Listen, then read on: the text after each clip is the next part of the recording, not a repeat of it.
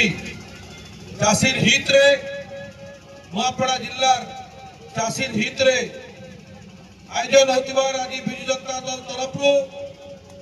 आज जिलापाल ऑफिस घेराव एवं विक्षोभ प्रदर्शन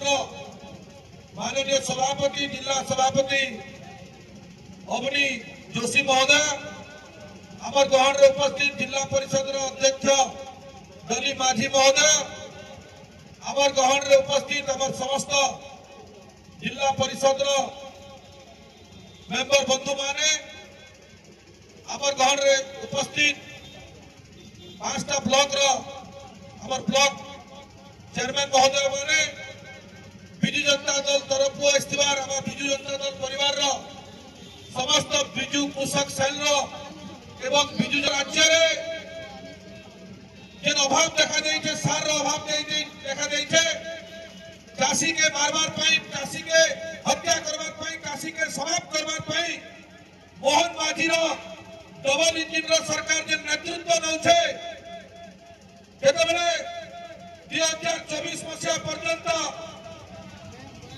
माननीय पूर्वतन मुख्यमंत्री नवीन पट्टनायक बिजु जनता दल सरकार थिला ई नुआपड़ा माटी रे ई चाषी मानकर पाई कुमीर कांदना कांदुथिले भारतीय जनता पार्टी रो नेता माने जेतेबेले आमे